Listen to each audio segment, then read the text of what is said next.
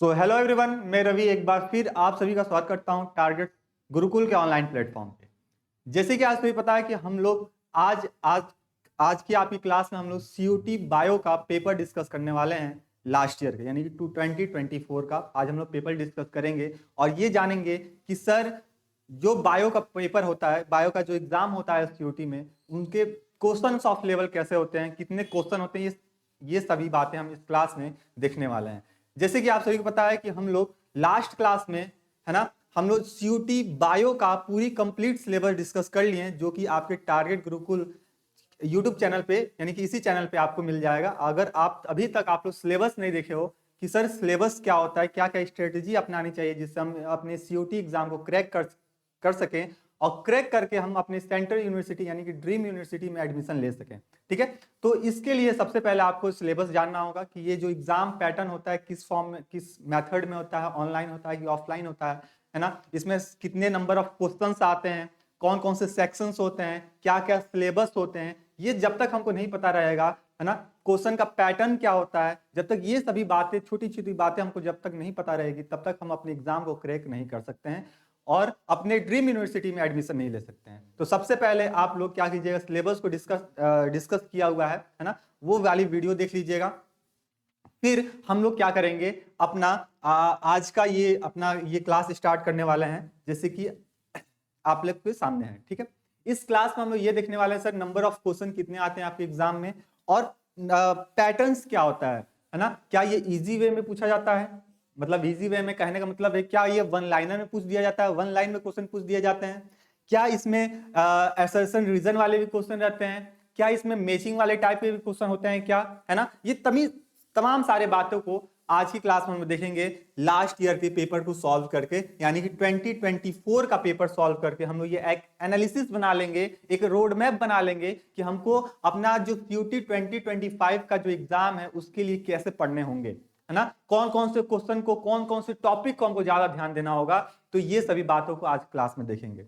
आज की क्लास आप सभी के लिए इंपॉर्टेंट है। जो बच्चा अभी 12th में यानी कि 12th बोर्ड में अभी है ना, बोर्ड ईयर में है, उनके लिए भी, एकेडमिक ईयर वाले बच्चे हैं उनके लिए इंपॉर्टेंट है। साथ ही साथ ये क्लास जो बच्चा ड्रॉप आउट ले लिया है यानी कि जो 12th सपोज करो 20 लास्ट ईयर में 12th पास हो गया था लेकिन इस साल क्या किया, वो ड्रॉप आउट ले लिया, क्यों सर, सीयूटी की तैयारी करने के लिए, है ना, या फिर अदर एग्जाम की तैयारी करने के लिए। अगर वो बच्चा ड्रॉप आउट ले लिया है और इस साल चाहता है कि सर हम सीयूटी 2025 का एग्जाम दें और अपनी सेंट्रल यूनिवर्सिटी में एडमिशन ले लें, बीएससी बायोटेक से, बीएससी बायो से, बीएससी ऑनर्स से, किसी फील्ड में, तो ये क्लास आपके लिए इंपॉर्टेंट होने वाली है। ठीक है, तो चलिए क्लास को स्टार्ट करते हैं। और क्लास को स्टार्ट करने से पहले आपसे छोटी सी दरख्वास्त होगी कि क्लास में पेन पेपर फोकस लेकर बैठेंगे, जिससे पूरी कॉन्सेंट्रेशन आपकी क्लास में रहे और आपका जो सिलेबस रिवाइज हो चुका है, जैसे जो जो बच्चे 12th बोर्ड में है ना, आई होप कि उनकी ऑलमोस्ट सिलेबस आप लोग रिवाइज कर लिए होंगे, ऑलमोस्ट अपना रिवीजन कंप्लीट कर लिए होंगे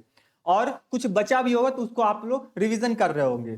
कुछ बच्चे ऐसे भी होंगे सर कि जो क्या कर रहे हैं सर, ड्रॉप आउट ले चुके हैं, तो उनका तो ऑलमोस्ट सिलेबस क्लियर हो चुका है। ठीक है, तो उस तमाम सारे बच्चे इस क्लास को देख सकते हैं और यहां से हम जो भी टॉप 50 क्वेश्चन आपके आते हैं, एग्जाम में पूछे जाते हैं, वही पेपर उठा के आपके सामने रख दिया गया है।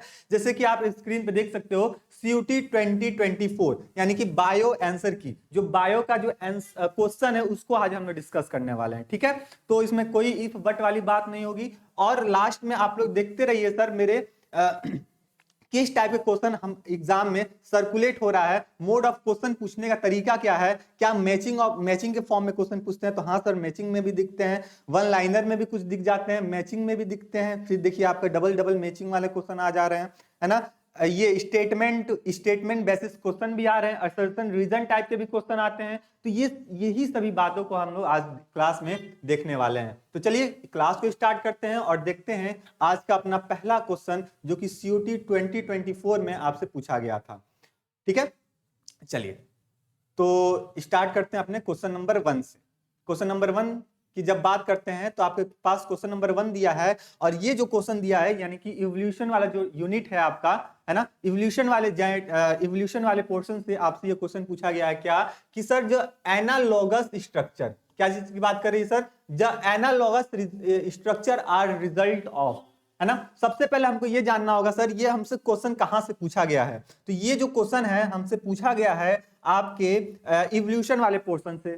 या तो बात क्लियर सर। एनालॉगस स्ट्रक्चर जैसे ही दिखा तो आपको तुरंत ध्यान आया होगा सर ये इवोल्यूशन जो हम लोग टॉपिक पढ़े थे, है ना, या फिर हम लोग यूनिट पढ़े थे, वहां से ये क्वेश्चन पूछा गया है। Analogous, divergent evolution, convergent evolution, याद आ रहा है, वहीं से ये सब क्वेश्चन पूछा गया है। तो अगर एनालॉगस स्ट्रक्चर की बात की जाए तो एनालॉगस स्ट्रक्चर क्या होता है, अगर यहां से तो एक क्वेश्चन पूछा है आप यहां से आंसर बता दोगे सर इसका कन्वर्जेंट इवोल्यूशन हो गया, ठीक है सर, लेकिन इसका एनालॉगस स्ट्रक्चर होता क्या है अगर ये आपसे पूछ दिया जाए तो फिर आप क्या बताओगे। जैसे कि आप लोग में से ऑलमोस्ट बच्चों को पता होगा कि सर एनालॉगस स्ट्रक्चर क्या होता है, लेकिन आप लोग में कुछ ऐसे भी बच्चे होंगे जिनको अभी तक ये नहीं पता होगा सर एनालॉगस स्ट्रक्चर में क्या बोलते हैं और डाइवर्जेंट कन्वर्जेंट में क्या करते हैं। ठीक है, तो ये चीज पहले ध्यान देना। तो यहां पे जब भी हम बात करें सर एनालॉगस स्ट्रक्चर दिखा आपको तो आप तुरंत बताना कि इनका जो फंक्शन होता है ना, ऐसे ऑर्गन जिनका फंक्शन जो होगा क्या होगा सर, फंक्शन जो होगा वो सिमिलर होगा। फंक्शन क्या होगा सर, सिमिलर होगा, लेकिन बट इनका जो ओरिजिन होगा, है ना, इसका जो इवोल्यूशनरी ओरिजिन होगा, इवोल्यूशनरी ओरिजिन होगा वो क्या होगा सर, डिफरेंट होता है। वो क्या होता है सर, डिफरेंट होता है। मतलब क्या कि कोई एक ऐसा ऑर्गन की बात कर लें जो जिसका क्या होता है, एक सपोज करो एक हम ले लें बर्ड्स को, किसको ले लें सर, बर्ड्स को ले लो। एग्जांपल भी आप समझते चलिए, एक बर्ड ले लिया आपके सामने और दूसरा है आपके सामने बटरफ्लाई, है ना, क्या ले लें सर, बटरफ्लाई। अब देखो बर्ड्स और बटरफ्लाई दोनों का एक कॉमन फंक्शन ये देखने को मिलता है सर, ये भी हवा में उड़ने में उड़ते हैं सब, और बटरफ्लाई भी हवा में उड़ती है, दोनों उड़ने का काम करते हैं सब, दोनों फ्लाई करने का काम करते हैं सब। किसके हेल्प से सर, इनकी जो पंख होती हैं उनसे ये उड़ने में मदद लेते हैं। उनकी जो फीदर होती हैं, पंख होती हैं, ये उससे उड़ते हैं। अच्छा, जो बर्ड्स में जो फेदर निकलते हैं उनका ओरिजिन कुछ और है, और बटरफ्लाई का जो फेदर है या फिर उसकी जो पंख है उसका ओरिजिन कुछ अलग है। लेकिन इन दोनों पंख का काम एक ही है सर कि ये क्या कर रहे हैं, हवा में उड़ने में मदद कर रहे हैं, है कि नहीं बात। तो अगर ये कैरेक्टर हमको दिखने लग गया तो हम बताएंगे सर ये एनालॉगस के अंतर्गत आता है। किसके अंतर्गत आता है सर, एनालॉगस के अंतर्गत आता है। तो लास्ट ईयर आपसे ऐसे क्वेश्चन पूछा था, तो 2025 में आपसे ये एक्सेप्ट एग्जाम में लगा सकता है भैया कि बता दो एनालॉगस स्ट्रक्चर का एक एग्जाम्पल कौन सा है। तो विंग्स ऑफ या feather of butterfly and birds बताओगे, है ना, या फिर आप बताओगे सर फ्लिप्स ऑफ वॉल, या छोड़ दो इसका बताओगे सर आईज ऑफ, बहुत अच्छा एग्जाम में पूछता है सर आपसे, eyes of octopus and eyes of mammal. अब देखो मैमल्स का जो आईज होता है और जो ऑक्टोपस का आईज होता है वो दोनों क्या होता है, उनका एक ही काम है सर, देखने का काम है, देखने का काम है ना, आंख का यही काम होता है सर, फोटो रिसेप्टर होते हैं उनके पास। आई के पास क्या होते हैं, आई के पास क्या होते हैं सर, फोटो रिसेप्टर होते हैं। अब ये फोटो जो रिसेप्टर है इसका बस यही काम होता है सर कि लाइट को क्या करे सर, लाइट को कैप्चर करे, यही तो काम होगा, चाहे वो ऑक्टोपस में हो चाहे वो मैमल्स में हो, लेकिन इनका जो ओरिजिन होगा वो अलग होगा। अगर ऐसा कैरेक्टर हमको देखने को मिल गया तो हम बोलते हैं सर ये एनालॉगस का स्ट्रक्चर है ना, या फिर बोलते हैं इसको एनालॉगस स्ट्रक्चर है, यानी कि इसका जो फंक्शन होगा सेम होगा, लेकिन इसके जो इवोल्यूशनरी जो हिस्सा होता है वो क्या होता है, डिफरेंट होता है।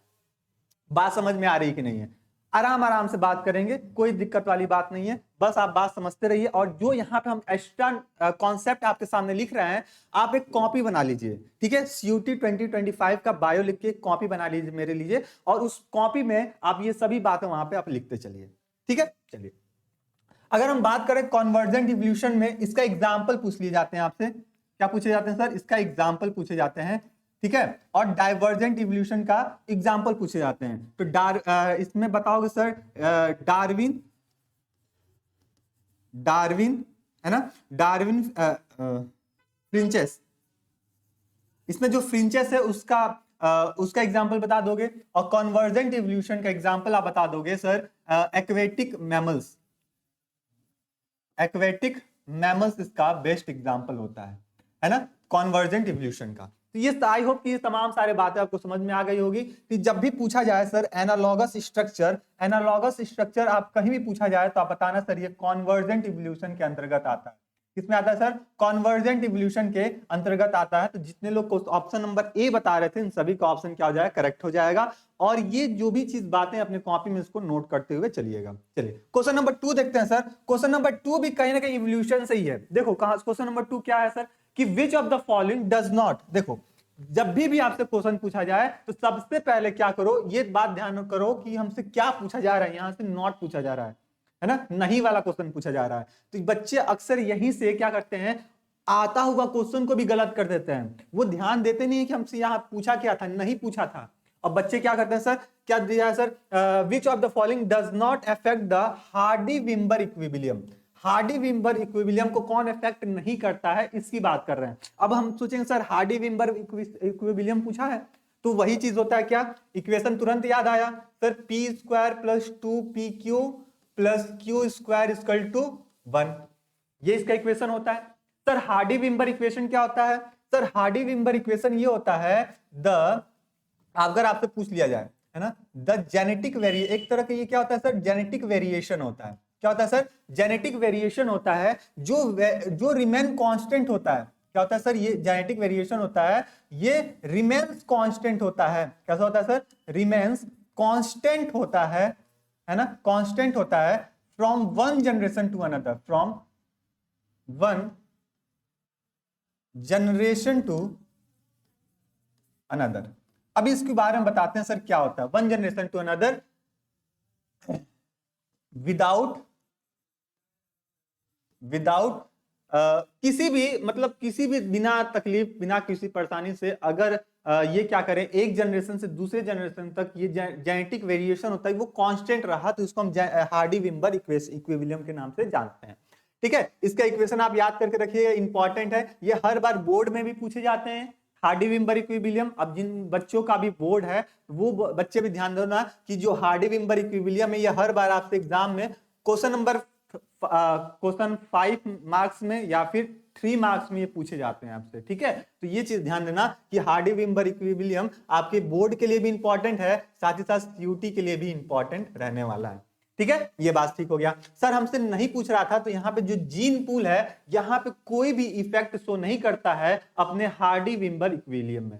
किसमें नहीं करता है सर? हार्डी-विम्बर इक्विलिब्रियम में। ठीक है, अच्छा कुछ बच्चे ऐसे भी होंगे सर, बोर्ड वाले होंगे, अब सोच रहे होंगे सर कि ठीक है सर, ये तो हम तो अपना बोर्ड कंप्लीट कर ले रहे हैं, और कुछ ड्रॉपर वाले बच्चे भी होंगे, सर हमको कंटेंट अच्छे नहीं मिल रहे हैं, कहाँ से पढ़ा जाए, क्या नहीं पढ़ा जाए। तो आप लोग के लिए क्या करना है, आप लोग के लिए हम बता दें कि टारगेट गुरुकुल, सबसे पहले आप क्या कीजिएगा सर, प्ले स्टोर पे जाइए और टारगेट गुरुकुल, है ना, टारगेट गुरुकुल मोबाइल ऐप को डाउनलोड कीजिए। वहां पे सीयूटी 2025 का आपको आइकन मिलेगा, वहां पे आप इससे कंप्लीट सिलेबस का, जो भी आपका सीयूटी में सिलेबस आने वाले हैं, है ना, पूरी पेपर का कंप्लीट सिलेबस आपको वहां पे पढ़ाया जाएगा। ठीक है, और वहां पे क्लासेस स्टार्ट भी हो गए हैं बाईलैंग्वेज में, है ना, हिंदी वाले बच्चे, हिंदी मोड वाले जो बच्चे हैं, है ना, उनके लिए भी क्लास है, साथ ही साथ इंग्लिश मोड में जितने भी बच्चे हैं उनके लिए भी क्लास है, यानी कि कुल मिला के बात करें तो बाईलैंग्वेज मोड में आपको क्लास मिलने वाली है। ठीक है, तो ये तमाम सारी जितनी भी बातें आप बता रहे हैं वहां पे और डिटेल में हम आपको वहीं पे बताने वाले हैं। बायो अगर पढ़ते हो तो हमसे ही पढ़ना है। ठीक है, तो ये बात क्लियर हो गई। ठीक है, तो यहाँ पे ये छोटी सी नॉलेज थी आपकी कि अगर ये आप लोग क्या करो, यहाँ से बैच को परचेस कर लो, अफोर्डेबल प्राइस है, कोई ज्यादा दाम नहीं होगा, इसको ले लो। और फिर यहीं पे आपको जो भी इंपॉर्टेंट क्लास हैं, जो इंपॉर्टेंट क्वेश्चन बार बार सर्कुलेट होते हैं, है ना, पूरी कंप्लीट सिलेबस आपको वहां पे डिस्कस देखने को मिल जाएगा। ठीक है, चलो अच्छा हाँ, इस वीडियो के डिस्क्रिप्शन बॉक्स में आपको व्हाट्सएप ग्रुप का लिंक भी दिया गया जाएगा, जिसका नाम है टारगेट सीयूटी 2025। क्या नाम है सर? टारगेट सीयूटी 2025, जिसमें कंप्लीट मतलब आपको जो भी इंफॉर्मेशन है क्लास के रिगार्डिंग, कब एग्जाम होने हैं, एडमिट कार्ड कब आने हैं, है ना, कहाँ कहाँ सेंटर है, क्या क्या मतलब जो भी आपको इंफॉर्मेशन होता है वो सारा चीज आपको व्हाट्सएप ग्रुप में मिल जाएगा, जिसका नाम है टारगेट सीयूटी, है ना, 2025।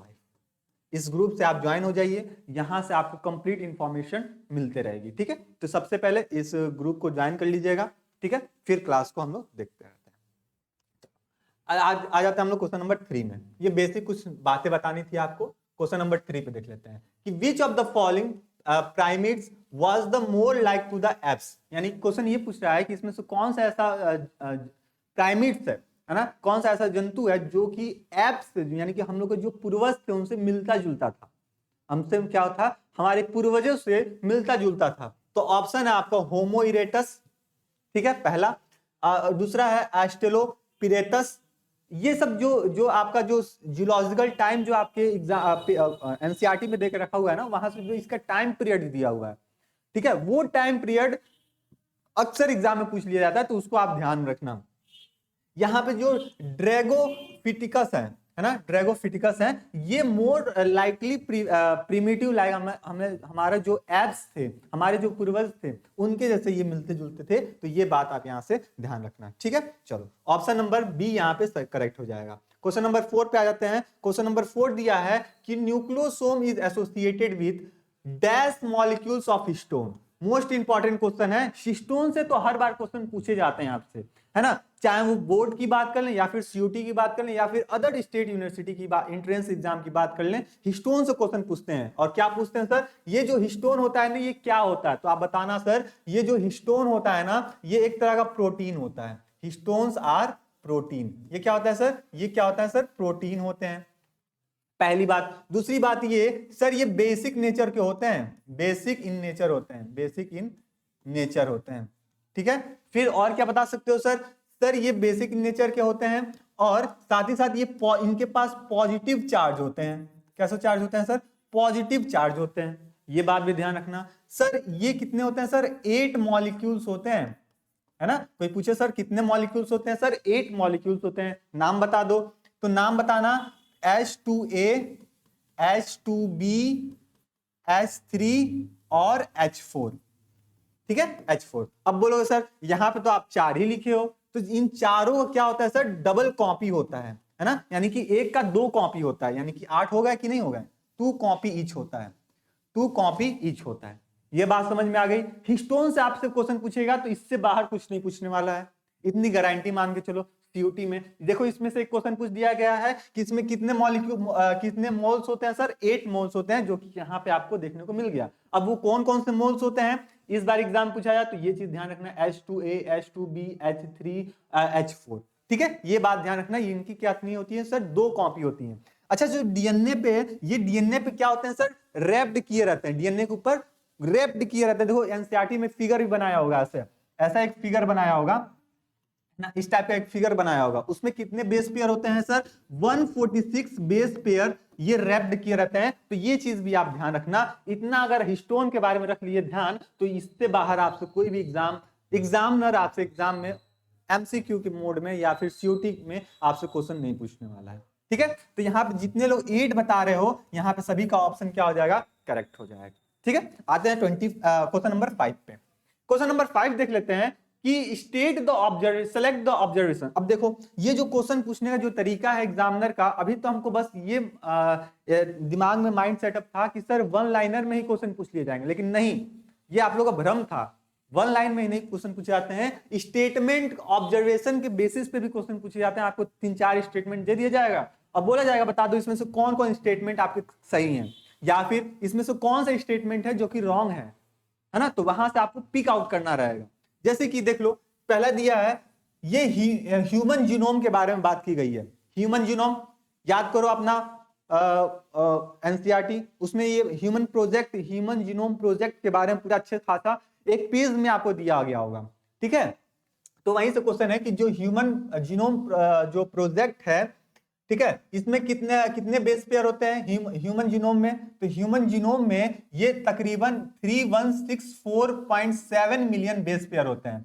3164.7 मिलियन बेस पेयर होते हैं। ये मोस्ट इंपॉर्टेंट है, ये फैक्चुअल डाटा है, ये चीज अपने कॉपी में इसको नोट कर लीजिएगा। यहां से अगर कल के डेट में अगर एग्जामिनर आपसे पूछता है कि ह्यूमन जीनोम में कितने बेस पेयर होते हैं, तो आप बताओगे सर 3164.7 मिलियन बेस पेयर होते हैं, ठीक है। यहां तक बात ठीक हो गई, तो ये बात अपनी करेक्ट है।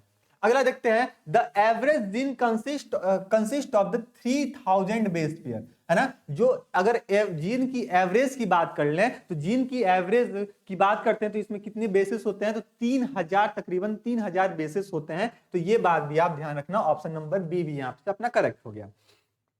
ठीक है, चलो ऑप्शन नंबर सी पे आते हैं कि total number of genes is estimated at 30,000। तो ये भी बात सही है। ये सारा चीज, ये सारी लाइनें आपको ह्यूमन जीनोम प्रोजेक्ट है वहां से ये मिल जाएंगी, वहीं से एग्जामिनर ये सब उठा लिया है। पूरा पैराग्राफ जो पढ़े हुए ना, वहीं से अगर आप लोग वहां से रीडिंग किया होगा एनसीईआरटी, तो वहां से पता भी चल रहा होगा सर ये वहीं से उठाया गया है क्वेश्चन, और टू द पॉइंट एनसीईआरटी की लाइन लिख दी गई है। एग्जामिनर टू द एनसीईआरटी उठाया, उसकी लाइन छाप दिया है। तो इसका मतलब ये हुआ सर हमको एनसीईआरटी पे अच्छे पकड़ होनी चाहिए, है ना। एनसीईआरटी बायो की, है ना, अच्छी पकड़ अपनी होनी चाहिए, क्योंकि एनसीईआरटी बायो से बहुत सारे क्वेश्चन पूछे जाते हैं। अभी देखते हो कैसे निकलेंगे। अभी पहला ये दिख ही गया, आगे भी दिख ही गया हिस्टोन प्रोटीन वाला, है ना। अभी सारा एनसीईआरटी से ही मिलेगा, एनसीईआरटी से बाहर कुछ नहीं। क्या दिया है sir, the function of are unknown over the 50% of discovered gene. अभी तक जितने भी डिस्कवर्ड जीन हो चुके हैं उसमें से 50% यानी कि आधा ऐसे जीन है जिनका अभी तक हमको फंक्शन पता ही नहीं है।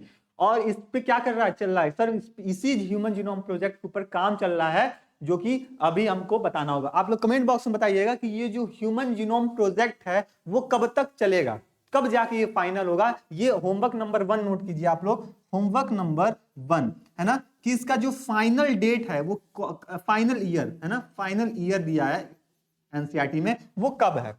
तो होमवर्क नंबर 1 करके आप लोग फाइनल ईयर का डेट वहां पे मेंशन करोगे कमेंट बॉक्स में, ठीक है। चलो आगे देखते हैं, less than 2% of the genome codes for the protein. अब जो भी जीनोम है उसमें से 2% के तकरीबन जो कोडिंग होता है वो प्रोटीन की कोडिंग होती है। इसका मतलब हमारे ए भी सही है, बी भी सही है, सी भी और डी ई, यानी कि चारों ऑप्शन अपने क्या हैं, करेक्ट हैं। तो ये चीज ध्यान रखना। तो ये स्टेटमेंट बेसिक टाइप के क्वेश्चन आपसे एग्जाम में बार बार सर्कुलेट होते हैं, है ना। और इसके लिए क्या करना चाहिए सर, हमको एनसीईआरटी बायो का जो एनसीईआरटी है उसको 3 से 4 बार 5 बार जितना मन करे उतना बार उसको रिवाइज कर लीजिए, और साथ ही साथ आप लोग बैच को परचेस कर लीजिए। वहां पे ये सभी कंप्लीट इंफॉर्मेशन आपको वहां पे बताई जाएगी, क्या पढ़ना है ना, और फिर कितना कहां से को ज्यादा। देखो अब देखो मैचिंग में क्वेश्चन पूछ दिया गया है, मैचिंग क्वेश्चन पूछ दिए हैं। अब मैचिंग हमको कुछ नहीं आ रहा है, ठीक है। मैचिंग करने का तरीका देखो कि हमको मैचिंग में कुछ ध्यान नहीं आ रहा है, लेकिन एक दो ऑप्शन ऐसे दिखेंगे जो कहीं ना कहीं हम लोग सुने हो, है ना। अगर वो क्वेश्चन, वो ऑप्शन पकड़ के अगर हम चलें एलिमिनेट करते हुए, तो अपना ये ऑप्शन क्या हो जाएगा, करेक्ट निकल जाए। देखो कैसे, हमको नहीं पता है सर एनीटर क्या होता है ना, हमको नहीं पता है सर लेमर क्या होता है, लेकिन हाँ सर फ्लाइंग स्क्वाड तो हम कभी सुने हैं, फ्लाइंग स्क्वाड तो कभी सुने हैं सर, बॉम्बकेट तो कभी सुने हैं, बॉम्बकेट भी कभी सुने हैं। तो देखो सर बॉम्बकेट कहाँ है सर, बॉम्बकेट क्या होता है सर, टाइगर कैट होता है ये, है ना, यानी कि बी का 4, बी का हम क्या लगा दें सर, 4 लगा दें। सर फ्लाइंग स्क्वायर हम सुने थे, यानी कि हाँ ये देखो फ्लाइंग स्क्वायर, हाँ फ्लाइंग ये वाला, यानी कि ऑप्शन नंबर यहाँ पे 3rd। अब देखो ये कहीं हमको दिख रहा है क्या, बी का 4, बी का 4, इसमें देखो बी का 4 है कहीं, यहाँ पे बी का 1 है, यानी कि ये ऑप्शन कभी होगा ही नहीं। देखो बी का 4 यहाँ पे बी का 1, ये भी ऑप्शन होगा नहीं। और यहाँ पे देखो बी का 4 यहाँ पे दिया नहीं है, यानी कि ऑप्शन नंबर 1 में ही अपना दिया है बी का 4। अब देखेंगे अपना सारा जो यहाँ पे जितना भी आपको लिस्ट देके रखा हो सभी मैच हो गए हैं करेक्टली, है ना। यानी कि इसका मतलब ये है, मैचिंग सॉल्व करने का ये तरीका होता है कि अगर हम मैचिंग में नहीं आ रहा है, एक दो ऑप्शन हमको आ रहे हैं ध्यान में, तो उसके बेसिस पे हम क्या कर सकते हैं, ऑप्शन को एलिमिनेट करके अपना आंसर क्या कर सकते हैं, हम सही कर सकते हैं। नहीं भी आता हुआ क्वेश्चन अपना क्या हो जाएगा, 1 नंबर या फिर जितने नंबर का वो क्वेश्चन होगा वो आपको देकर चला जाएगा। बात समझ में आई? चलो, तो ऑप्शन नंबर ए जितने लोग बता रहे हैं यहाँ पे, उन सभी का ऑप्शन क्या है, करेक्ट है। क्वेश्चन नंबर 6 के बाद क्वेश्चन नंबर 7 पे आते हैं। अब क्वेश्चन नंबर 7 देखो, यहाँ पे स्टेटमेंट दिया है और स्टेटमेंट में बोल रहा भैया कि आप इसमें से इनकरेक्ट स्टेटमेंट छांट दो, यानी कि हम गलत लोगों को गलतियां निकालने में हम बहुत आगे रहते हैं, आगे रहता है ना। कुछ भी चीज हो हम तुरंत गलतियां निकाल दें, अरे ये ऐसा कर रहा था, ऐसा नहीं करना चाहिए था, है अच्छा बात भी हम गलतियां निकाल देते हैं। अब एग्जामिनर इसी पे बोलता है, सोचता है कि अरे बहुत गलतियां निकालता है, आओ अब क्वेश्चन का स्टेटमेंट दे के रखे हैं, इसमें गलतियां निकाल के दिखा दो। क्या दिया है सर, पहला ऑप्शन देखिएगा, intestinal perforation and the death में occurs in the several cases of the typhoid infection. ये बात सही लग रहा है सर क्या? मोस्ट ऐसे टाइफाइड इन्फेक्शन हो जाते हैं जैसे क्या होता है इंटेस्टाइन में सीवियर डिजीज कॉज हो जाते हैं, और सीवियर डिजीज या फिर सीवियर आपका टाइफाइड अगर कॉज हो गया, हाई लेवल पे पहुंच गया, तो पर्सन का क्या हो सकता है, डेथ हो सकता है ना। तो टाइफाइड इतने हल्के मत लीजिए। अगर टाइफाइड अगर अच्छे से हो गया, आप किसी को, खुदा ना करे आपको हो, है ना, हमको हो, किसी पर्सन को ऐसा हो गया, है ना, तो अगर सीवियर स्टेज में अगर चला गया है टाइफाइड का कंडीशन, तो इंटेस्टाइनल इन्फेक्शन हो जाता है और वहां पर्सन क्या हो जाता है, डेथ हो जाता है। ठीक है, तो ये बात अपना सही लग रहा है। ठीक है, अगला देखो सर, कॉमन कोल्ड यानी कि जो हमको सर्दी खांसी ये चीज होता है ना, common cold is cause by rhino virus. भाई सही बात है। जो कॉमन कोल्ड होता है वो किसके थ्रू होता है सर, राइनो वायरस के थ्रू कॉज होता है। किसके थ्रू होता है सर, राइनो वायरस के थ्रू हमको कॉमन कोल्ड, यानी कि जो भी सर्दी खांसी, अभी ठंडी का मौसम चल रहा है, आप सभी को सर्दी खांसी वाला प्रोसेस अपनाया होगा। ठीक है, तो सर्दी खांसी का जो भी प्रक्रिया होती है वो किसके थ्रू होती है सर, राइनो वायरस के थ्रू होती है। बात सही है, यानी कि ऑप्शन बी भी सही। हमको गलत क्या निकालना था सर, गलत वाला निकालना था। Lips and the finger nails may turns gray to bluish color to the several cases of the pneumonia। अब किसी बच्चे को या फिर किसी पर्सन को निमोनिया कॉज हो गया, सीवियर निमोनिया कॉज हो गया है, तो उसकी जो लिप्स होती हैं, होठ होती हैं, और जो नेल्स, फिंगर नेल्स होते हैं, उनका जो कलर होता है ग्रे से ब्लूइश कलर में चेंज हो जाता है। ये सिम्टम है पहचानने का, तो ये भी बात सही है। अगला देखो, pneumonia is cause by Salmonella. यहीं पे तो एग्जामिनर फंसा दिया तुमको। क्या ये जो निमोनिया होता है वो सैल्मोनेला के थ्रू कॉज होता है? सर सैल्मोनेला के थ्रू तो टाइफाइड कॉज होता है ना, टाइफाइड कॉज होता है सैल्मोनेला के थ्रू। लेकिन निमोनिया किसके थ्रू होता है, स्पेक्ट्रोकोकस निमोनिया। याद करो, सेप्ट्रोकोकस निमोनिया, है ना, स्टेप्टोकोकस निमोनिया। याद करो, ग्रिफिथ वाला जो एक्सपेरिमेंट ट्रांसफॉर्मेशन ट्रांसडक्शन जब हम लोग पढ़ रहे थे, वहां पे निमोनिया, वहीं से तो क्वेश्चन उठाया है ना। तो ये जो निमोनिया जो होता है वो स्टेप्टोकोकस निमोनिया के थ्रू कॉज होता है। तो ये बात अपना क्या हो गया, गलत हो गया, है ना, गलत पूछना था हमको, गलत बता दिया।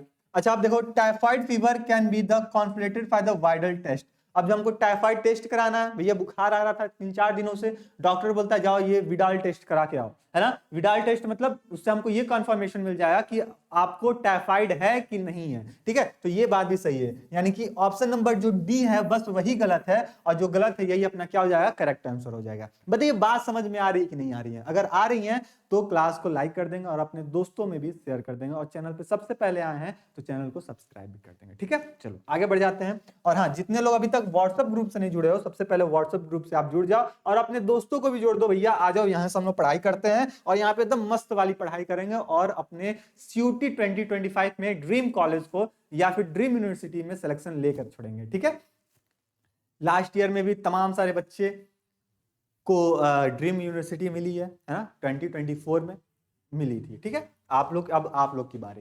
देखो ये फिर हमसे मैचिंग वाला क्वेश्चन पूछ दिया, और ये मैचिंग कहां से पूछा है सर, इम्यूनिटी सिस्टम से पूछा है, इम्यूनोग्लोबिन इम्यूनिटी सिस्टम से। ठीक है, चलो क्या बोल रहा है सर, साइटोकाइनिन बैरियर, बैरियर से क्वेश्चन पूछे। साइटोकाइनिन बैरियर क्या होता है सर, इंटरफेरॉन होता है, यानी कि ऑप्शन नंबर 4 अपना यहाँ पे क्या हो जाएगा, करेक्ट हो जाएगा।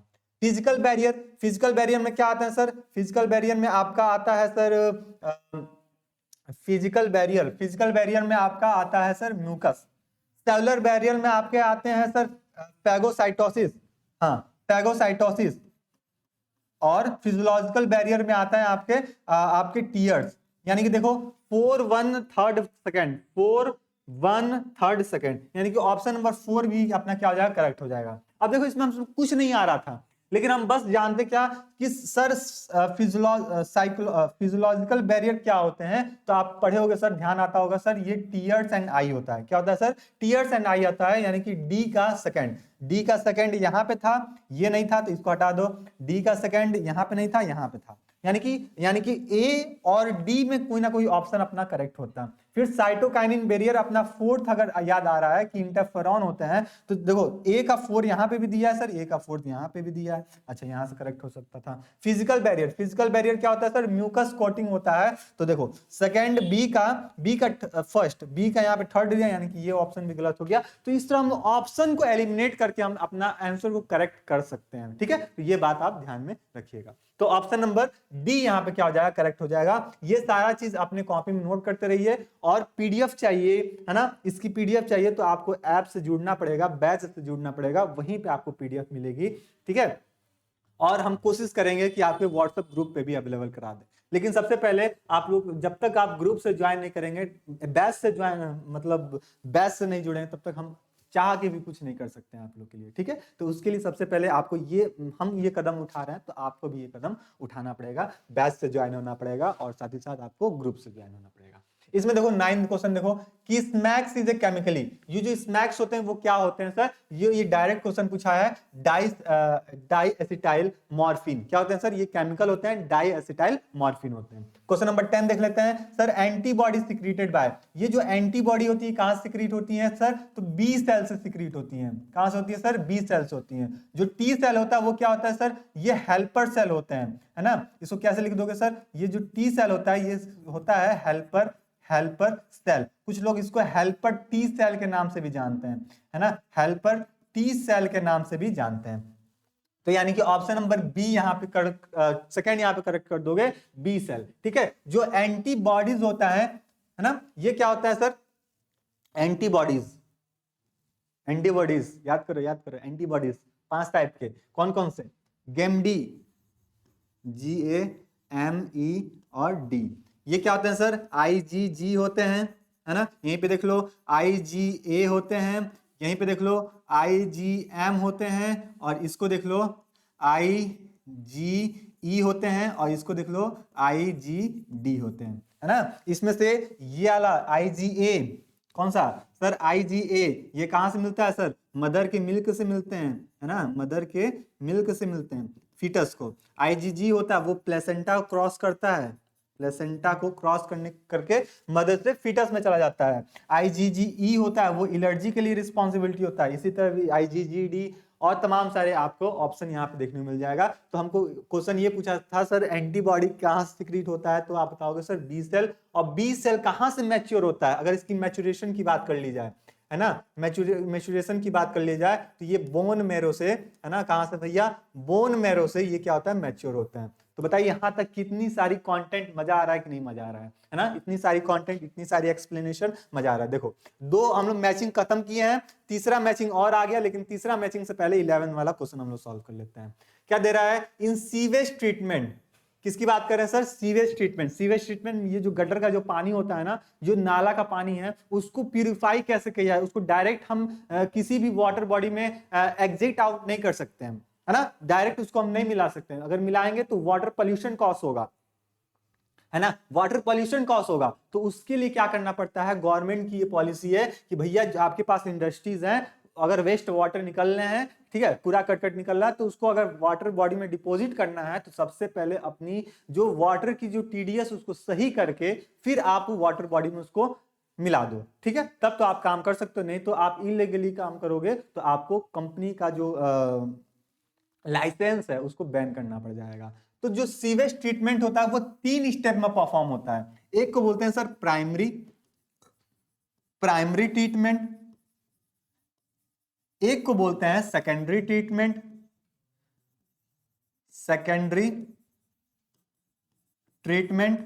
है ना, और एक को बोलते हैं हम लोग टर्सरी ट्रीटमेंट।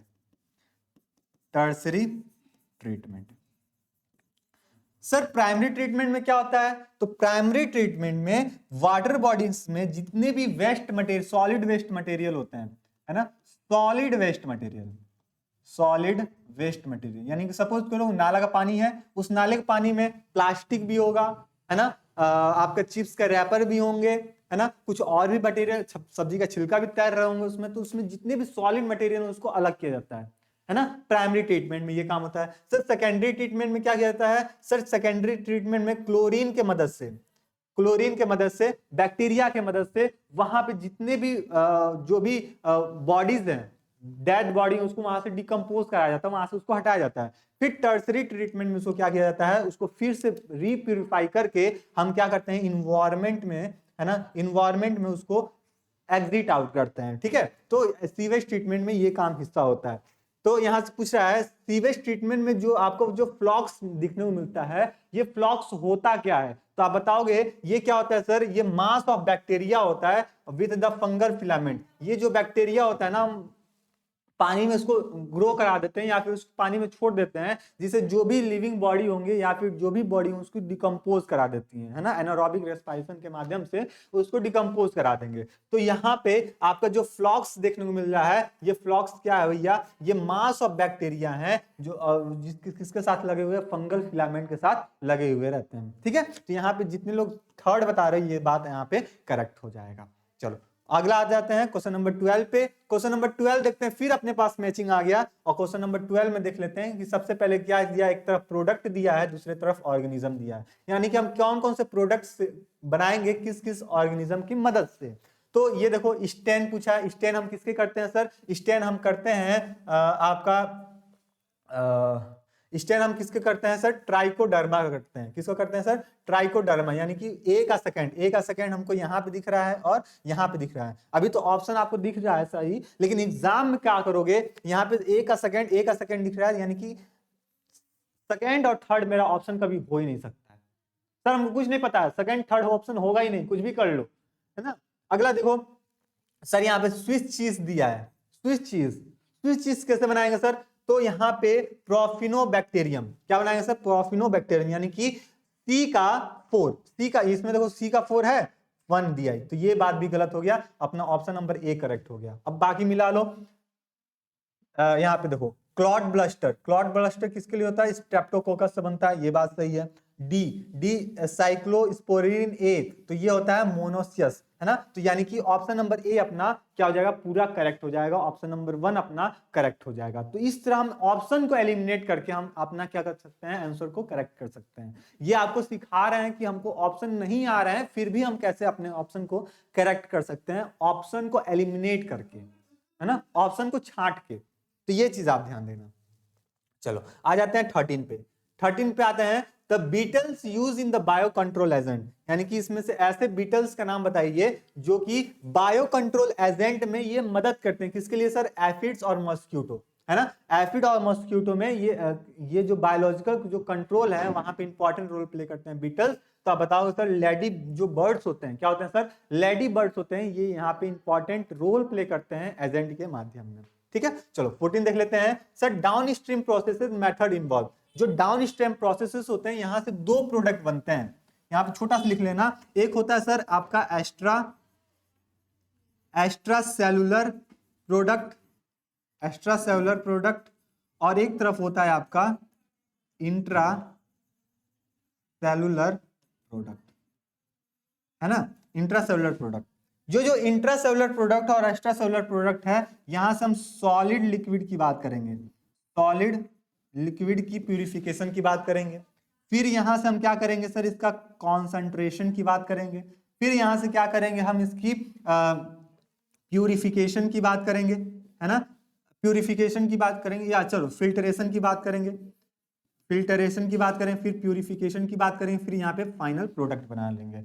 यहाँ पे ध्यान देना, प्यूरिफिकेशन के लिए हम क्रोमेटोग्राफी का मेथड यूज कर सकते हैं, और कॉन्सेंट्रेशन के लिए हम लोग यहाँ पे पेप्टाइड बॉन्ड का या फिर हम एब्जॉर्प्शन इवोपरेशन करा के कॉन्सेंट्रेशन की माध्यम को परफॉर्म कराते हैं। ये आपके एनसीईआरटी में भी देकर रखा हुआ है, तो इसके लिए आपको एनसीईआरटी अच्छे से पढ़ना होगा। अगर एनसीईआरटी हो कि अभी तक हम एनसीईआरटी अच्छे से नहीं पढ़े हैं, तो आपको बैच लेने में थोड़ी सी देर नहीं करनी चाहिए। ठीक है, तो चलो डाउन स्ट्रीम प्रोसेसेस की बात करें, इसमें से कौन सा मेथड इन्वॉल्व होता है सर, प्यूरिफिकेशन का मेथड इसमें इन्वॉल्व होता है, जो कि अभी आपके सामने स्टेप लिखे थे।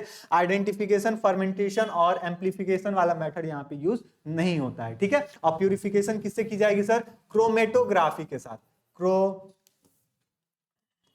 क्रोमेटोग्राफी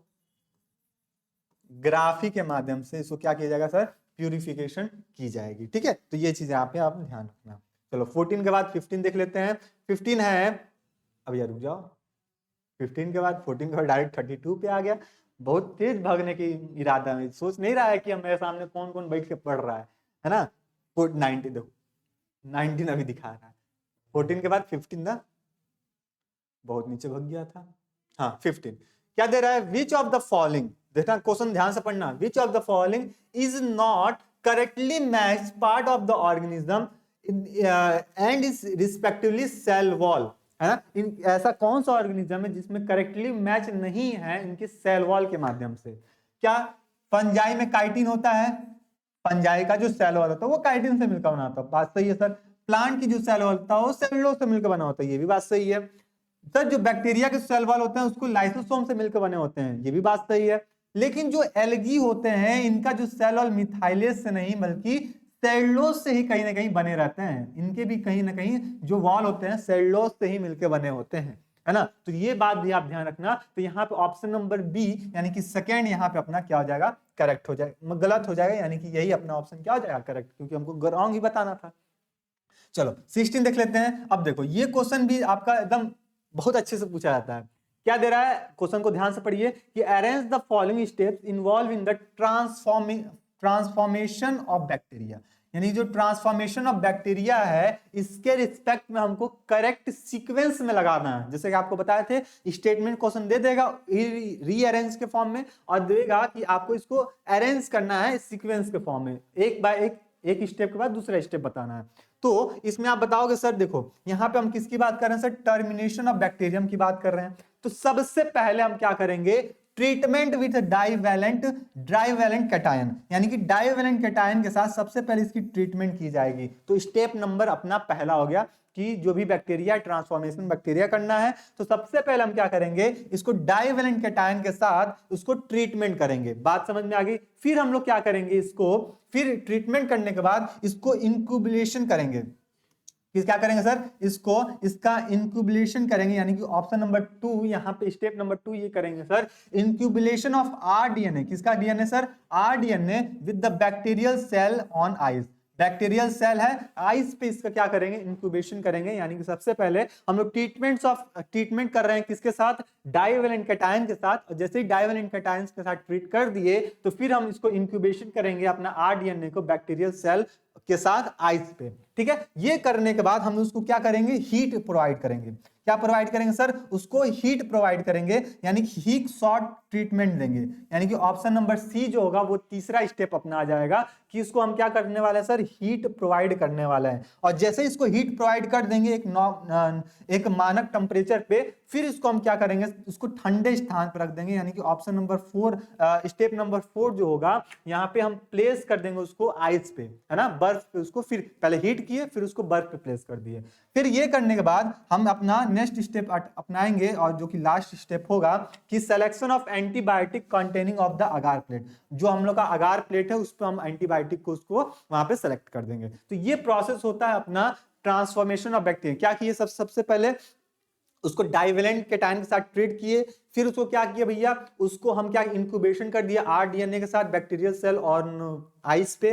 फिर उसको हीट किए, हीट करने के बाद फिर तुरंत उसको आइस पे रख दिए। और पांचवा स्टेप क्या होगा, उसको सेलेक्ट करके एंटीबॉडी को हम लोग अगार प्लेट में उसको इजेक्ट आउट कर देंगे। यानी कि ऑप्शन नंबर क्या हो जाएगा सर, सबसे पहले बी, फिर ए, फिर आपका सी, फिर आपका ई और फिर आपका डी। यानी कि बी ए सी ई डी अपना ऑप्शन नंबर सेकेंड में ये देखने को मिल रहा है। यानी कि बी ए सी ई डी अपना करेक्ट ऑप्शन हो जाएगा। तो इस तरह का ऑप्शन आपसे पूछे जाते हैं, इस तरह के आपके क्वेश्चन एग्जाम में देखने को मिलते हैं। ठीक है, ये लास्ट ईयर का ही क्वेश्चन है। ठीक है, तो ये चीज ध्यान रखना। क्वेश्चन नंबर 17 देख लेते हैं। देखो अब क्वेश्चन नंबर 17 भी स्टेटमेंट दे दिया है। क्या दिया है सर कि which of the following are the incorrect, इसमें से इनकरेक्ट बताना है कि इसमें से कौन सा ऐसा ऑप्शन है जो कि इनकरेक्ट होगा। क्या fragment of DNA can be separated by ELISA. सोच के देखो, फ्रेगमेंट ऑफ डीएनए उसको एलिजा के साथ सेपरेट करते हैं, बायोटेक्नोलॉजी में पढ़े थे आप, नहीं सर। उसको यहां से नहीं सेपरेट करते हैं हम लोग, किससे करते हैं सर, इसको करते हैं हम लोग इलेक्ट्रोफोरेसिस से। इलेक्ट्रोफोरेसिस के माध्यम से क्या करते हैं सर, फ्रेगमेंट ऑफ डीएनए को क्या करते हैं हम लोग, सेपरेट करते हैं। तो बात आती है सर आपका एलिसा काम क्या करता है ना, एलिसा तो सबसे पहले यही जानो इसका फुल फॉर्म क्या होता है। इसका फुल फॉर्म होता है, अक्सर एग्जाम पूछा जाता है, enzyme linked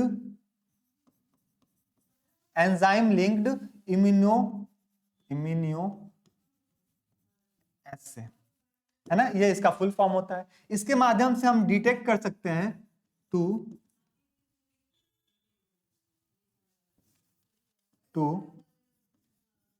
detect antibody in blood. इसी से हम क्या करते हैं, HIV का, है ना, HIV का टेस्ट भी करते हैं कि पर्सन को HIV है कि नहीं। तो ये चीज यहां से ध्यान रखना। तो ये अपना ऑप्शन नंबर ए ही क्या हो जाएगा, गलत हो जाएगा, है ना। अगला देखो, transformation is produces through which the piece of DNA is introduce in the host bacterium. ये बात सही है। अगला देखो, recombination DNA technology does not involve the isolation, है ना, क्या बोला, does not involve the isolation of desired DNA fragment. भैया यहाँ पे डज नॉट की बात कर दी है। जब डज नॉट की बात कर दिए तो यहाँ पे ये बात क्या हो जाएंगी, अपनी गलत हो जाएंगी। अगला देख लेते हैं, DNA ligase are the used to switching DNA fragment into the vector. ये बात सही है, यानी कि ऑप्शन नंबर ए और सी जितने लोग बता रहे हो सर ये गलत है, उन सभी का क्वेश्चन क्या हो जाएगा, करेक्ट हो जाएगा, है ना। तो इसके लिए हमको क्या करना पड़ेगा, चारों स्टेटमेंट या 5 स्टेटमेंट जो दिए हैं आपको एग्जाम में, वो 5 स्टेटमेंट को एक बार ध्यान से पढ़ना होगा। छोटा सा सिली की मिस्टेक से आपका एग्जामिनर क्या करता है, पूरा ऑप्शन को चेंज कर देता है। जैसे कि ऑप्शन नंबर सी में भी देख रहे हो, ऑप्शन नंबर ए में भी देख रहे हो। बताओ ये बात समझ में आ रही है कि नहीं आ रही है, दिल खुश हो रहा है कि नहीं हो रहा है ऐसा क्वेश्चन देख के। और अपने आप में एक कॉन्फिडेंस भी आ रहा होगा कि सर हम इस टाइप के क्वेश्चन को अब हम लोग सॉल्व करने वाले हैं, आप पढ़ाने वाले हैं और हम पढ़ने वाले हैं, और एग्जाम में इसी क्वेश्चन को, इसी मोड ऑफ क्वेश्चन को, इसी पैटर्न्स ऑफ क्वेश्चन को हम लोग क्या करने एग्जाम में हम लोग फोड़ के आने वाले हैं, है ना। चलो क्वेश्चन नंबर 18 पे आ जाते हैं। थोड़ा सा स्पीड अपना बढ़ाएंगे। अब क्वेश्चन नंबर 18 पे देखते हैं कि which of the following is are true. यहाँ पे हम ट्रू की बात करना है कि कौन कौन सी बात यहाँ पे ट्रू है। मिल्क ऑब्टेन फ्रॉम द रोजी, ये बात सही है, हम लोग रोजी से लेते हैं। Nutritional mode the balance in the human babies of the natural milk, जो मिल्क हम लेते हैं रोजी, जैसे बोलते हो गांव में सुने हो जर्सी गाय, है ना, दूध देती है 10 लीटर 12 लीटर 15 लीटर दूध देती है, वो क्या है, बायोटेक्नोलॉजी की मदद से हम उसको रोजी गाय का फॉर्मेशन कराए हैं। अगला देखो, biopiracy refer to the use of the bio resource without the proper authorisation of the NCR, ये भी सही है, MNC।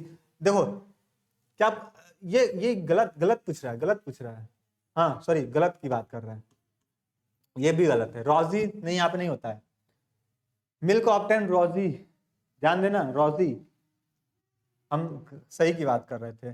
GEAC is the desire body to the safety virtual of the genome, ये बात सही है। और अपना डी वाला बात सही है, transgenic animal help to understand the contribution of gene in the development of the disease, ये दोनों बात सही है, यानी कि सी और डी अपना ऑप्शन क्या हो जाएगा, सी और डी अपना ऑप्शन क्या हो जाएगा, करेक्ट हो जाएगा। ए और बी यहाँ पे गलत है, ए और बी अपना क्या है, गलत है। एग्जाम ऑप्शन में आप बताइएगा कमेंट बॉक्स में, क्या यहाँ पे रोजी होनी चाहिए या फिर कुछ और होनी चाहिए, ठीक है। ये आप लोग होमवर्क नंबर 2 है, होमवर्क नंबर 2 नोट कर लीजिए। ये आप कमेंट बॉक्स में बताइए क्या ये बात सही है कि गलत है। क्वेश्चन नंबर 19 देखिए, फिर आपको MCQ मिल गया, मैचिंग मिल गया, यानी कि चौथा क्वेश्चन आपको मिल रहा है।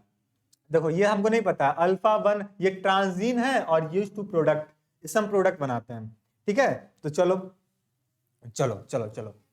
अल्फा 1 एंटीट्रिप्सिन, अल्फा 1 जो एंटीट्रिप्सिन होता है वो किसके लिए होता है सर, ट्रीटेड एम्प्लीसीमा को ट्रीट करने के लिए रिस्पॉन्सिबिलिटी रखता है, यानी कि ए का थर्ड, तो इसमें नहीं है और इसमें नहीं है, यानी थर्ड वाला और 1 वाला, है ना।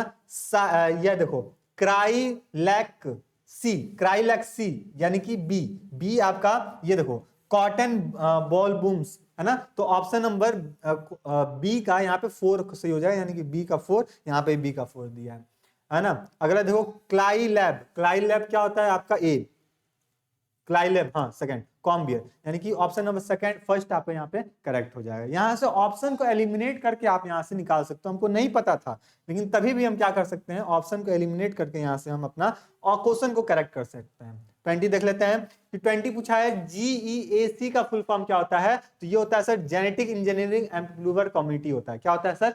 जेनेटिक इंजीनियरिंग अप्रूवल कम्युनिटी होता है। ये मोस्ट इंपॉर्टेंट है, ये हर बार एग्जाम पूछे जाते हैं, आपके बोर्ड में भी पूछे गए हैं, है ना, सीबीएसई बोर्ड में भी ये क्वेश्चन आपसे पूछे जाते हैं, तो ये चीज आप ध्यान रखना ऑब्जेक्टिव में। आगे देख लेते हैं 21 दिया है कि when an insect feed on the BT cotton, कोई इंसेक्ट है बीटी कॉटन पे फीड कर रहा है, बायोटेक्नोलॉजी प्लांट पे फीड कर रहा है, the insect died due to the conversion of the inactive protein to active protein इन।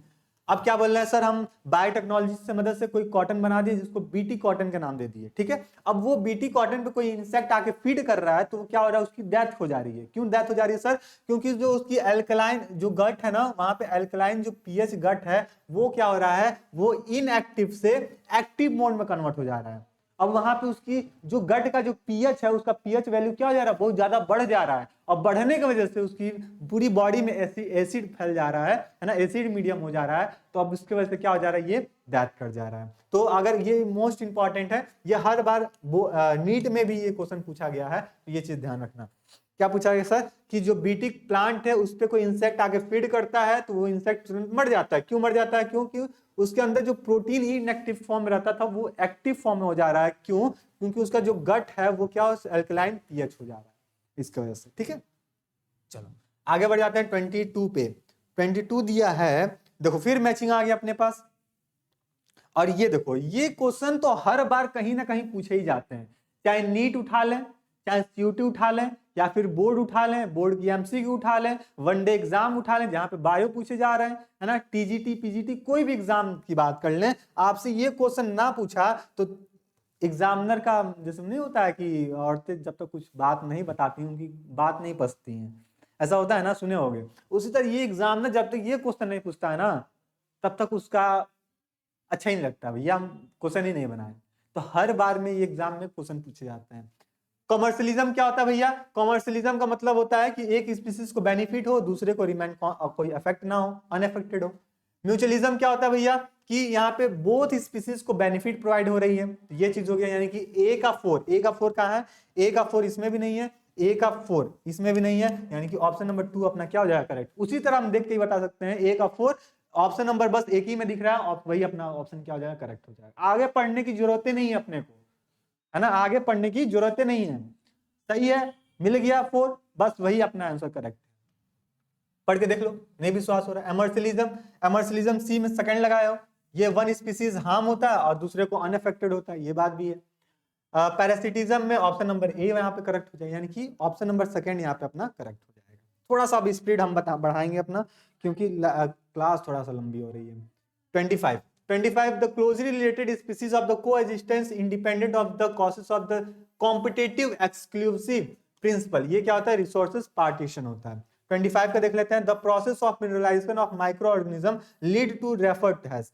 क्या पूछा है सर कि मिनरलाइजेशन के प्रोसेस में जो माइक्रो ऑर्गेनिज्म होता है वो क्या रिलीज करते हैं, तो वो रिलीज करते हैं inorganic nutrient from the humus, है ना, इनऑर्गेनिक न्यूट्रिएंट्स को रिलीज करते हैं अपने ह्यूमस के माध्यम से। आगे देख लेते हैं क्वेश्चन नंबर 26। क्वेश्चन नंबर 26 दिया है कि which ecosystem in the biomass of the primary consumer greater than the producer, यानी कि इसमें से कौन सा ऐसा बायोमास है जिसमें जो प्राइमरी कंज्यूमर होगा वो प्रोड्यूसर होगा वो कम होगा, है ना, प्रोड्यूसर कम होंगे लेकिन कंज्यूमर ज्यादा होंगे, तो वो अपना समुद्र वाले एरिया में देखने को मिलता है। क्यों? क्योंकि वहां पे प्रोड्यूसर खरपतवार कम होते हैं, लेकिन वहां पे एल्गी कम होते हैं, लेकिन उसको खाने वाले ऑर्गेनिज्म बहुत ज्यादा होते हैं, ठीक है। तो ये चीज यहाँ पे सी यहाँ पे अपना करेक्ट हो जाएगा। क्वेश्चन नंबर 27 पे आ जाते हैं। 27 दिया है, देखो स्टेटमेंट दिया है कि which is the correct statement, correct की बात कर रहा है यहाँ पे हमसे, correct statement with the respect to decomposition, decomposition के रिस्पेक्ट में वो करेक्ट बताना है।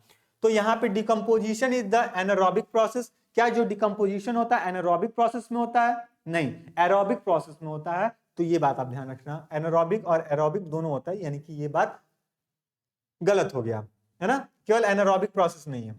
डिकम्पोजिशन रेट, हाँ, decomposition rate of detritus depends upon the chemical nature of it, ये भी बात गलत है, केमिकली से वहां बात नहीं कर सकते हैं। Water soluble organic nutrients go into the soil and gel precipitate in the process of bleaching, ये बात सही है। लीचिंग इसी को कहते हैं। अगला ह्यूमिफिकेशन फॉलो द मिनरलाइजेशन, यानी कि सी और डी अपना क्या हो जाएगा, करेक्ट हो जाएगा। तो ये चीज। अगला देखो क्वेश्चन नंबर 28, ये भी देखो मैचिंग दे दिया है। 28 क्या है, स्टैंडिंग रेट पूछ रहा है। स्टैंडिंग रेट ये क्या होता है सर, स्टैंडिंग रेट जो होता है वो अमाउंट की बात की जाती है, ध्यान रखना कभी भी स्टैंडिंग रेट पूछा जाए तो अमाउंट की बात की जाएगी, और स्टैंडिंग क्रॉप पूछी जाए तो मास की बात की जाएगी। ये दोनों बच्चे अक्सर कंफ्यूज हो जाते हैं कि स्टैंडिंग रेट क्या होता है, स्टैंडिंग मास क्या होता है। ठीक है, तो स्टैंडिंग स्टेट की जब बात करेंगे तो इसको याद करने का तरीका SSA है ना, क्या बोलोगे सर, SSA यानी कि standing standard amount. SCM scam है ना, स्केम बहुत सारा सुने होंगे स्केम, तो किसका होगा सर, स्टैंडिंग क्रॉप मास है ना। तो ऑप्शन नंबर ए का थर्ड इसमें नहीं है, ए का थर्ड इन सब में भी नहीं है, यानी कि सॉरी ए का फोर इसमें कहीं नहीं है, ये हो गया। और सी का थर्ड इसमें सेकंड भी है, ये गलत, ये अपना सही हो जाएगा। तो हम दो एक ऑप्शन से भी हम अपना मैचिंग वाले क्वेश्चन को करेक्ट कर सकते हैं, नहीं आता हुआ क्वेश्चन भी। अब देखो ये थोड़ा सा आपको पैराग्राफ दिया हुआ था, पैराग्राफ पढ़ेंगे और पैराग्राफ पढ़ने के बाद बताएंगे कि which of the following is not a sexual transmitted disease, यानी कि इसमें कौन सा ऐसा डिजीज है जो एसटीडी के अंतर्गत नहीं आता है। तो इसमें जो फाइलेरियासिस होता है ना वो एसटीडी के अंतर्गत नहीं आता है, बाकी अदर जितने भी हैं ये क्या होते हैं सर, सेक्सुअल ट्रांसमिटेड डिजीज होते हैं, यानी सेक्सुअल कॉपुलेशन के दौरान, सेक्सुअल पार्टिसिपेशन के दौरान ये डिजीज क्या हो जाते हैं, एक पर्सन से इफेक्टेड पर्सन से हेल्दी पर्सन में ट्रांसमिट हो जाते हैं। आगे देखते हैं, which of the following statement is incorrect with respect to medical termination of pregnancy, यानी कि एमटीपी की बात की जा रही है, या फुल फॉर्म भी पूछा जाता है, यहां से हमसे इनकरेक्ट पूछा जा रहा है। क्या पूछा जा रहा है, they are the consider the safe during the first transmitter, ये भी बात सही है ना, ये बात सही है। ये लीगलाइज इंडिया में है 1971 में से, ये बात सही है। Sir MTP can prefer even the 24 weeks, ध्यान देना 24 वीक्स तक हम इसको प्रीफर कर सकते हैं, नहीं 24 वीक्स तक चलेंगे तो फीटस का यानी कि जो बेबी है उसकी बहुत सारे ऑफ स्प्रिंग, ऐसे लिख लो ऑफ स्प्रिंग है या फिर फीटस है, उसकी बहुत सारे ऑर्गन बन के तैयार हो गए हैं, उसके बहुत सारे ऑर्गन बन के तैयार हो गए हैं, तो इस कंडीशन में मदर और बच्चे दोनों पे ये इफेक्ट कॉज कर सकता है। तो ये हम अपना थर्ड ऑप्शन यहाँ पे नहीं देंगे। आगे दिया above 20% of the total number of the conceiving pregnancy undergo the MTP in a year globally, ये भी बात सही है, यानी कि अपने वर्ल्ड में 20% ऐसे कपल्स होते हैं जो कि ये टर्मिनेशन के लिए रिस्पॉन्सिबिलिटी रखते हैं। चलो 31 देख लेते हैं, यानी कि ये भी मैचिंग दिया है अपना ह्यूमन हेल्थ एंड डिजीज से, ह्यूमन रिप्रोडक्टिव हेल्थ है ना, रिप्रोडक्टिव हेल्थ सॉरी, क्या दे रहा है, जिफ्ट ICSI IUI जिफ्ट क्या होता है, जायगोट इंट्राफेलोपियन ट्रांसफर ना, क्या होता है सर, जायगोट इंट्राफेलोपियन ट्रांसफर। इसमें क्या होता है सर, ट्रांसफर किया जाता है फर्टिलाइज एग को, किसको किया जाता है sir, transfer of fertilized egg up to the 8 blastomere into the fallopian tube है ना, यानी कि फेलोपियन ट्यूब में जो 8 ब्लास्टोमियर का एक जो हो जाता है उसको क्या कर देते हैं हम लोग, ट्रांसफर कर देते हैं। तो ए का थर्ड यहाँ पे, ए का थर्ड यहाँ पे, ए का थर्ड यहाँ पे, ठीक है, यानी कि सेकेंड और वन। चलो ICSI ये क्या आता है, इन विट्रो फर्टिलाइजेशन के अंतर्गत आता है। ICSI इन विट्रो फर्टिलाइजेशन क्या दिया, देखो इन विट्रो यहाँ पे दिया है, यानी कि ये अपना ऑप्शन ए हो जाएगा, इसमें बी का वन। चलो ठीक है। अगला है IUI क्या होता है सर, ये IUI जो होता है ये ट्रांसफर ऑफ सीमेन किया जाता है, यानी कि सीमेन की ट्रांसफर की जाती है हेल्थी डोनर से यूटेरस में आर्टिफिशियली, तो यानी कि ये हो गया और ये ऐसा हो गया, यानी कि ऑप्शन नंबर सेकेंड जो होगा वो अपना यहाँ पे करेक्ट हो जाएगा। ठीक है, तो ये यहां से आपको एक आइडिया मिल रहा होगा सर हमसे क्वेश्चन कहां से पूछे जा रहे हैं, इसका मतलब ये हुआ कि अपनी जो 12th वाली जो सिलेबस है पूरी अच्छे से पढ़ना पड़ेगा, तभी जाके हम इसको कर पाएंगे।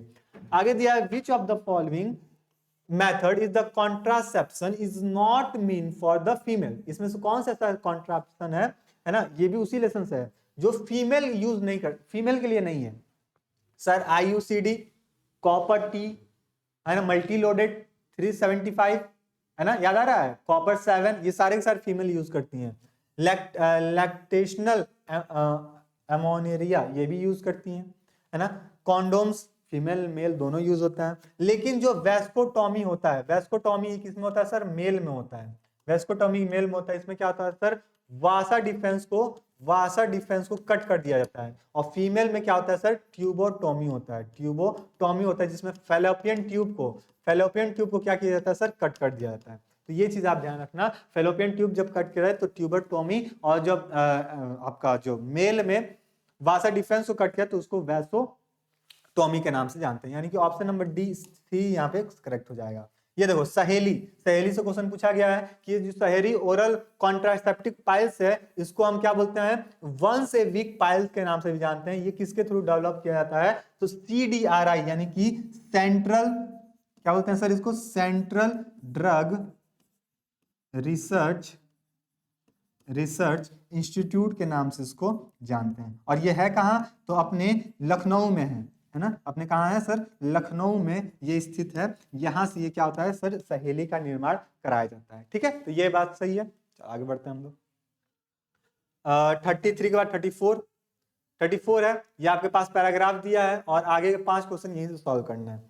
चलो, यहां से दिया है कि which of the following is not a character of the stable biological community. इसमें से कौन सा ऐसा कैरेक्टर जो कि स्टेबल बायोलॉजिकल कम्युनिटी के अंतर्गत नहीं आता है? तो ऑप्शन नंबर सी यहाँ पे करेक्ट हो जाएगा। All the species are equal important in the stable community with the absence of any the leads of the instability. ये चीज हो जाएगा। आगे 35 देख लेते हैं। इन रिवर पॉपर्स हाइपोथेसिस, एक रिवर प्रॉपर हाइपोथेसिस है। ये क्या है कि बताओगे सर? ये एक तरह का स्पीसीज है। क्या है सर? ये जो रिवर्ट है ये एक तरह का स्पीसीज है। आगे दिया है 36 कि the scientist who prove the species richness directly correlate with the stability of the community.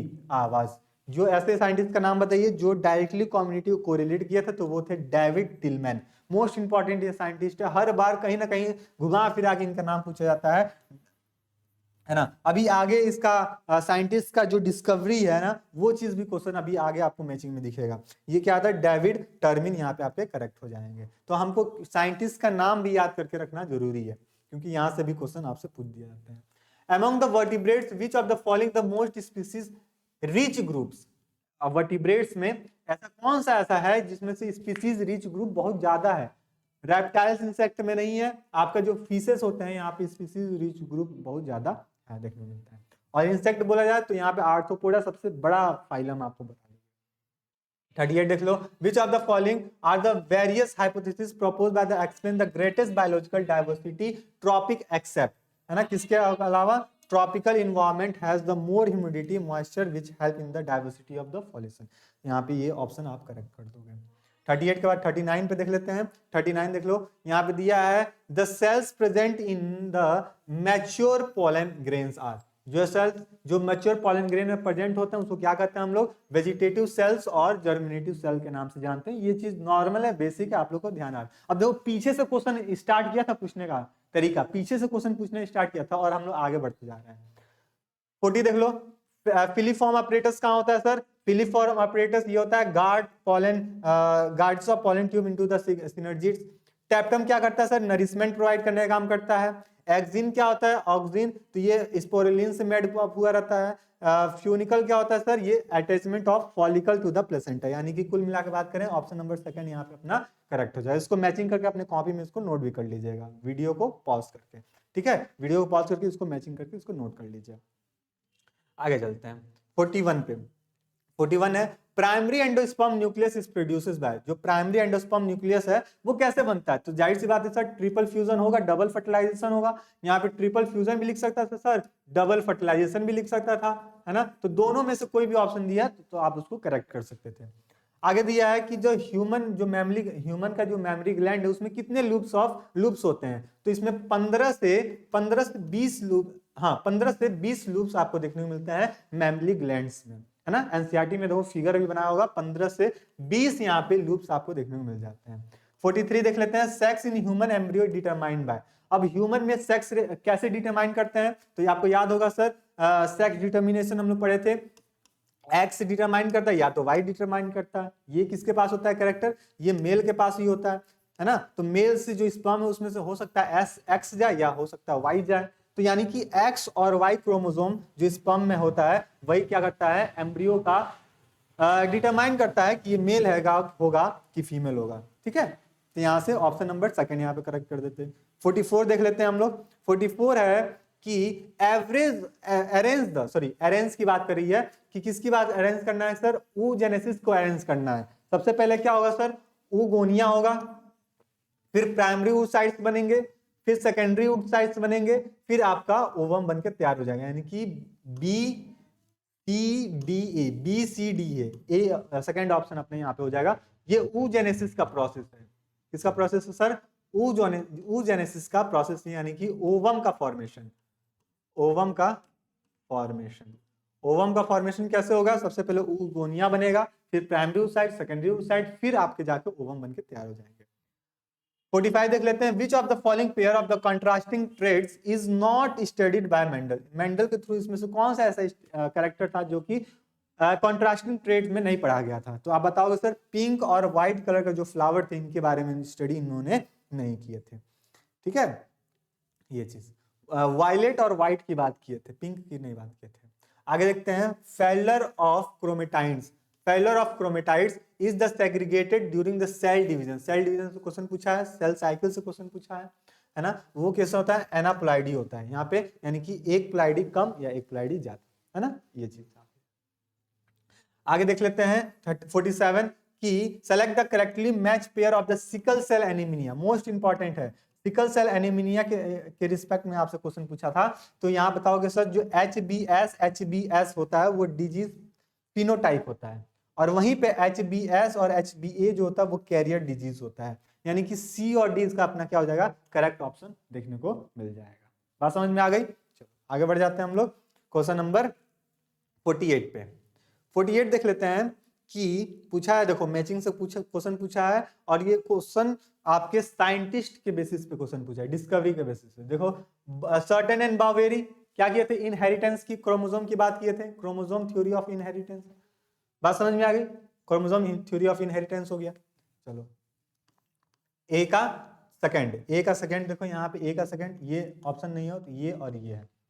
पहचाने का तरीका, ग्रिफिथ याद आ रहा है सर, ट्रांसफॉर्मेशन की बात किए थे। देखो ट्रांसफॉर्मेशन ऑफ बैक्टीरिया दिया है, ए का थर्ड, डी का थर्ड इसमें भी, डी का थर्ड इसमें भी। आगे देखो हैंक्सकिन क्या किए थे भैया, याद आ रहा होगा, तो एक्स बार डीएनए की बॉडी की बात कर रहे थे। किसकी बात कर रहे थे, एक्स बार बॉडी, यानी कि ऑप्शन नंबर ए यहाँ पे अपना करेक्ट हो जाएगा। ठीक है, तो इस तरह हम क्या कर सकते हैं, ऑप्शन को एलिमिनेट करके हम अपना नहीं भी आता हुआ क्वेश्चन भी करेक्ट कर सकते हैं मैचिंग के माध्यम से। 49 देख लेते हैं। 49 दिया है कि which of the following statement is incorrect with the respect of nucleotide. Nucleotide के रिस्पेक्ट में कौन सा ऑप्शन आपका इनकरेक्ट है। ठीक है, चलो क्या दिया, purines and pyrimidines are nitrogenous bases. Purine और पैरामिडिन नाइट्रोजनस बेसिस है, ये बात सही है भैया, ये बात से करेक्ट है, हमको इनकरेक्ट निकालना था। Nucleotides are non enzymatic molecules, देखना ध्यान से, नॉन एंजाइमेटिक की बात कर रहा है, क्या ये बात सही है, नहीं सर ये बात गलत है। चलो एंजाइमेटिक मॉलिक्यूल्स क्या दिया है सर, आगे phosphate group is the link to OH 5' to carbon of the nucleotide through the phosphate diester linkage, ये बात भी अपना सही है। नहीं हाँ, सी की बात कर रहे हैं ना, फॉस्फेट है, सही है। इन RNA every nucleotide residues to the additional OH group residue to the second position of the ribose, ये बात अपनी गलत हो जाएगी, थाइमिन वाली सही हो जाएगी, यानी कि बी और डी अपना क्या हो जाएगा, यहाँ पे गलत स्टेटमेंट बता के रखा हुआ है। 50 देख लेते हैं, लास्ट क्वेश्चन इस पेपर का। क्या दिया है कि arrange the given step of DNA fingerprinting. Most important question है, हर बार ये एग्जाम में आपसे पास कहीं ना कहीं सर्कुलेट होता है, नीट में भी, बोर्ड में भी, CUT में भी, कॉमन ये जो आपका स्टेट यूनिवर्सिटी एग्जाम होता है ना, इंट्रेंस वाला, उसमें भी ये पूछा जाता है। सबसे पहले क्या करते हैं हम लोग, आइसोलेशन ऑफ DNA करते हैं। क्या करते हैं भैया, सबसे पहले आइसोलेशन ऑफ DNA करते हैं, पहला स्टेप। फिर उस DNA का डाइजेशन कराते हैं रेस्ट्रिक्शन एंडोन्यूक्लियोजेस के साथ, दूसरा स्टेप। फिर उसको क्या करते हैं, ट्रांसफॉर्मेशन कराते हैं, तीसरा स्टेप। फिर उसको हाइब्रिडाइजेशन कर देते हैं VNTR ग्रुप्स के साथ, ये अपना हो गया चौथा स्टेप। यानी कि अपना BACD यहाँ पे अपना करेक्ट सीक्वेंस बनेगा DNA फिंगरप्रिंटिंग के रिस्पेक्ट में। ठीक है, DNA फिंगरप्रिंटिंग को सबसे पहले कौन डिस्कवर किया था, जेफरी, है ना, साइंटिस्ट थे आपके। तो ये सब छोटी छोटी बातें हैं, आप इसको ध्यान में रखिएगा। ठीक है, तो ये रहा आपका CUT का पेपर। ठीक है, अब एक दो तीन बात आप ध्यान रखिएगा, मेरी दो तीन बात मेरी ध्यान रखिए कि क्या ये जो पेपर हम लोग सॉल्व किए CUET 2024 का किए हैं, इसी तरह हम लोग CUET 2023 का करेंगे, 2022 का करेंगे, इस तरह हम लोग PYQ करेंगे। आपके टारगेट गुरुकुल यूट्यूब चैनल पे आपका सिलेबस रखा गया है ना, उसको आप देख लीजिए, डिस्कस करा दिया गया सिलेबस क्या क्या आने हैं। साथ ही साथ थ्योरी बैच से आप जुड़ना चाहते हो तो टारगेट गुरुकुल का मोबाइल ऐप डाउनलोड कर लोगे प्ले स्टोर से, वहां से आप इसको बैच ले सकते हो। वहां पे बाइलिंगुअल फॉर्म में हिंदी इंग्लिश दोनों लैंग्वेज, ये आपका PYQ था इसलिए आपका इंग्लिश में था, अगर आप चाहते हो तो इंग्लिश हिंदी दोनों आपका बैचेस आपको मिलेंगे, और बैच में इसको हम बाइलिंगुअल करा के अपलोड भी करा देंगे, ठीक है। चौथी बात ये कि अभी तक आप लोग इसके व्हाट्सएप ग्रुप से नहीं जुड़े हो, CUET के व्हाट्सएप ग्रुप से नहीं जुड़े हो, तो डिस्क्रिप्शन बॉक्स में आपका व्हाट्सएप ग्रुप का लिंक दिया गया है, टारगेट CUET के ना 2025, ठीक है। उसमें आपको कंप्लीट इंफॉर्मेशन मिलती रहेगी, कब कौन सी क्लास लाइव होनी है, बैच में कब, ऐप पे कब लाइव होनी है, कौन कौन से इंपॉर्टेंट क्वेश्चन आज कराए जाएंगे, है ना, आज का कोई भी डाउट है, वो सारी चीज बातें हम लोग वहां पे करते रहते हैं, ठीक है। तो आप सबसे पहले जाइए बैच को ऐप्स को डाउनलोड कर लीजिए, और दूसरी बात ये कि आप लोग बैच को परचेस कर लीजिए, और तीसरी बात आप व्हाट्सएप ग्रुप से भी ज्वाइन हो जाइए, ठीक है। तो ये रही बात आपकी CUET की पेपर की। नेक्स्ट क्लास में हम लोग मिलेंगे अपना डेमो क्लास में, ठीक है। तब तक के लिए स्टे रहिए, मस्त रहिए, अपनी तैयारी को मजबूत करते रहिए। धन्यवाद।